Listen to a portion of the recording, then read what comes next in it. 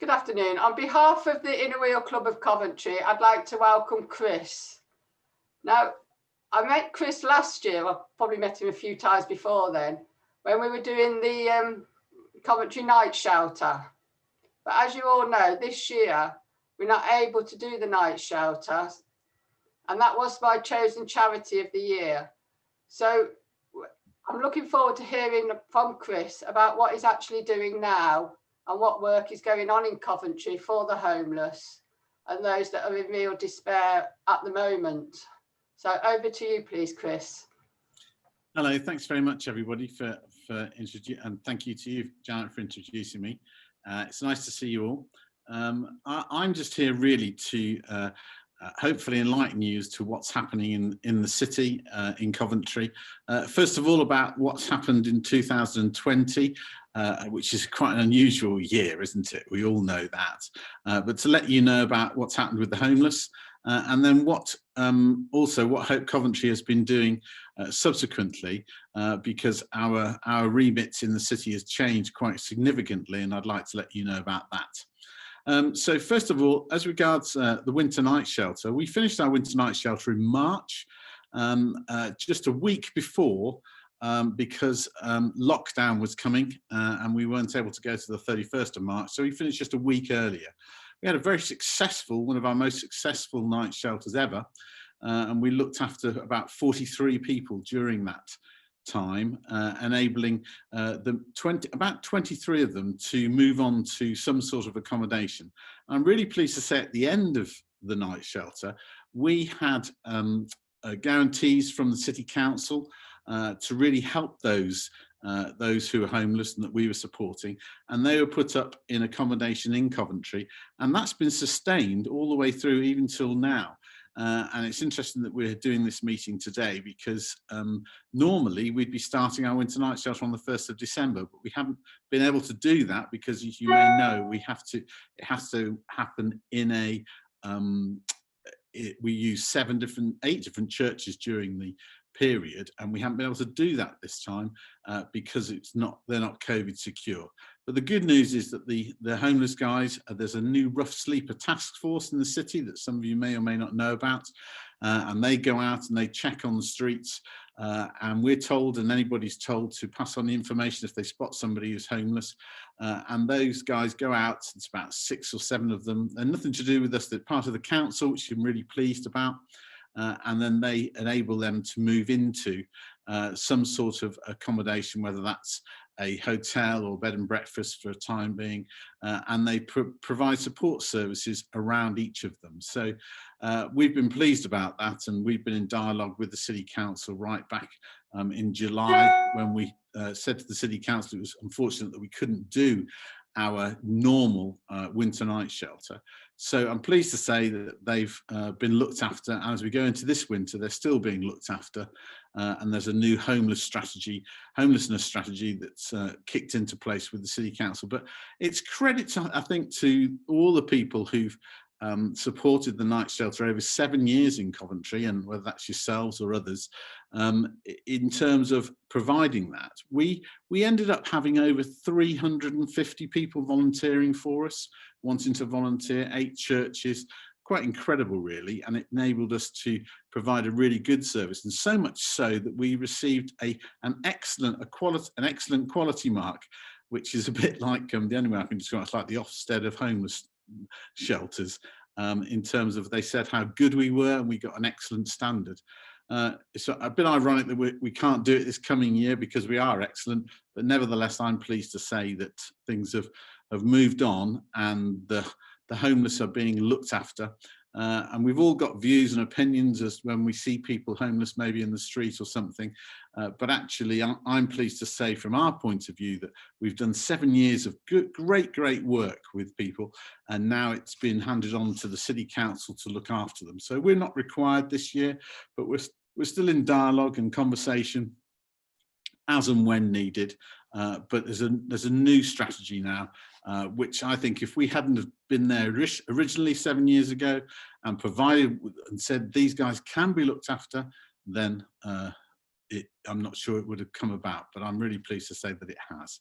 So from our point of view as Hope Coventry, coordinating the winter night shelter, we're not doing that this year. And anyway, we've been in lockdown. So things have changed. I don't know whether any of you are aware, and I spoke to Janet about this, that another of our large projects in the city is the Good Neighbours project.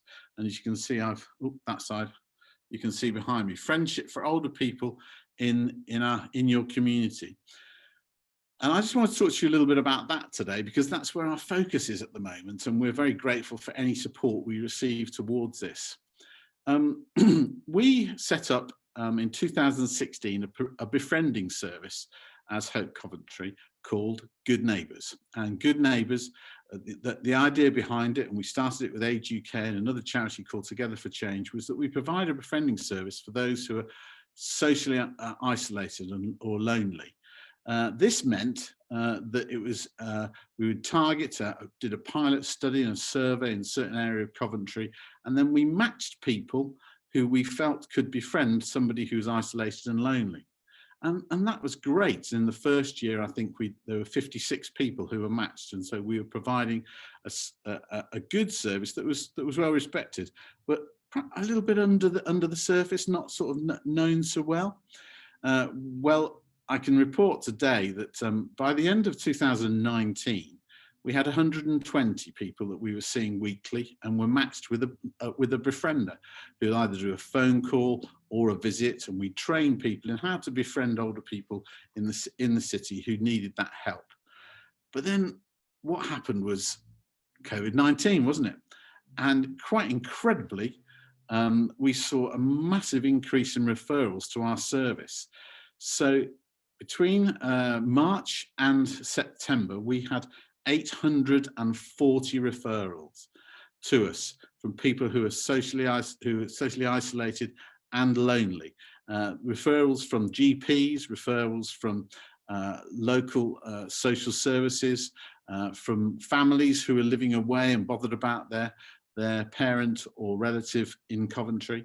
And so it meant that we were responding. In April, we were getting 80 referrals a week over those 4 weeks.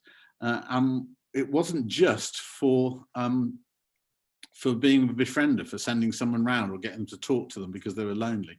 People were struggling to get out. They were worried about the first lockdown. They needed food.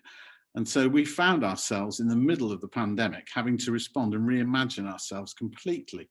So in that first period, we then moved to a connection service, first of all. It's matching and meeting and speaking to people, but also a shopping service. So we were out there before all the shops had sorted themselves out.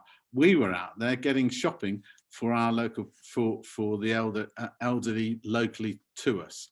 And during the period, we did £32,000 worth of shopping. And we were supporting about 175 people weekly, helping them with their shopping for that initial period. Do you remember it back in March when it was really bad and nobody knew, and you had to queue forever at the shops and stuff? And we were helping people with that, and we were getting special dispensation at some shops, able to get our volunteers to go in early to pick things up and provide. And alongside that, we realised that people were struggling for food generally, so we also provided food parcels. And I'm speaking to you here from where we have our office, which is Coventry Food Bank. And the Coventry Food Bank helped us by giving us parcels that we could take out to those who are desperate and struggling. So that meant that our whole service was geared up to support the older people amongst us in our city. And we were able to provide that service over a good period of time. And we're only just now beginning to calm down a bit, and suddenly lockdown happened again.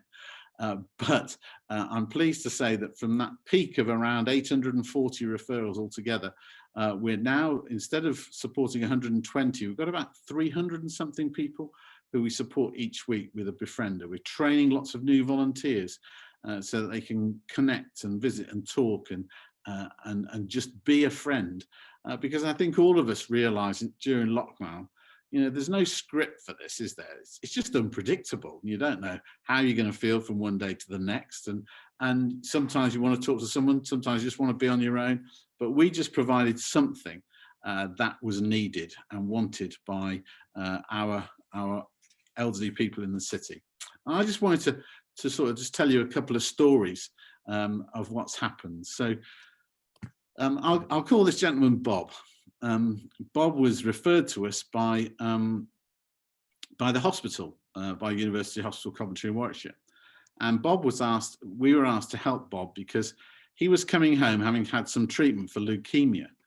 He was returning to his house, and sadly, both his wife and his daughter had died from COVID during the period, quite incredibly. So he was on his own, had nobody to go home to and no other relatives to deal with it. So we were fortunately able to provide him a food parcel within 4 hours to get there and match him up with a befriender.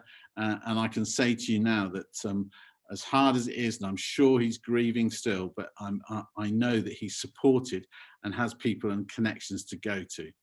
So that was probably one of our hardest ones, and we weren't sure how to do it, but we've got some fantastic volunteers who are willing to talk things through and take care. And the good news is also we've got connections with agencies like bereavement agencies and agencies that can have more professional skills that need to help people, and we pass people like Bob on to them or signpost them to those sorts of services too.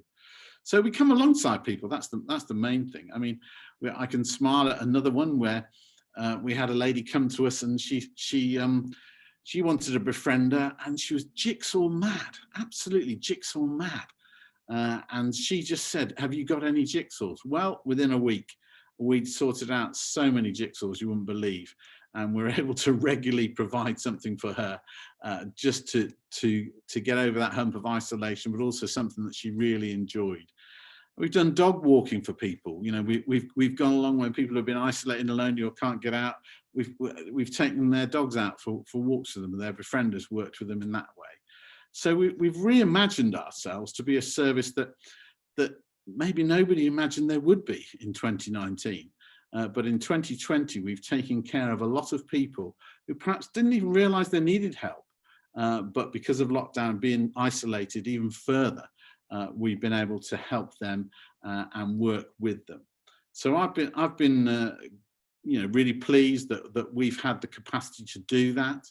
And interestingly, the City Council have been pleased with us too, because they saw what we did in our Good Neighbours thing first of all, and when we did the shopping initially, and they came back to us and they said, in this lockdown too, can you make yourselves available? Could you make yourselves available to provide shopping parcels for people who are in need and can't get anything from the food bank, but what they are is they're clinically extremely vulnerable. So maybe somebody who's just come home from hospital, can't get out in lockdown too. Can you provide? So during the month of November, we provided over 70 parcels by volunteers going out and just taking them, dropping them off like an Amazon delivery, socially distanced. Here's your parcel with some fresh food and some other food as well in a box that can keep you going for this period. So that's worked well, and we've worked with the City Council to provide that, because I think if you remember back in the day, there was a lot of shielding that went on. In fact, the council contacted over 3,000 people to see what they wanted this time round. And thankfully only 60 people needed stuff, but they really were pretty desperate. And we were only too pleased as Good Neighbours to help them. So you can see we've been busy. We've changed our remit, or we've had our remit on the Good Neighbours side of things, always been there. But from looking after the homeless, we've looked after the elderly and isolated. And it's proved to be needed, and we've done very well. I work with an amazing team of volunteers. We have, we've trained during the three or so years of this project. We trained about 800 volunteers. We were training and getting 400 volunteers during lockdown because people wanted to help. They were obviously on furlough, some of them, and could be around to help us. But I've been thrilled by the response that we've received from people who wanted to help in our city. It's really encouraging. Our coordinators have been amazing. Those are the people who are paid by Hope Coventry, and they match befrienders and have worked out some some wonderful friendships that are going on around the city. And only last week somebody did a video record of their befriending of it was a sort of a woman in her 40s, I think, befriending a woman in her 80s, and she was just describing how good the relationship was and how it benefited both. So it's a great service, one that we perhaps should shout about even more. We try and do that through social media and various reports that we write into places. But it's just a good opportunity to come in front of you and tell you about the Good Neighbours project that will carry on and continues to this day. And thank you for your interest. So that's my 15 minutes or so, Janet. I hope that was enough. I sort of a bit full on, and I'm very willing to take any questions.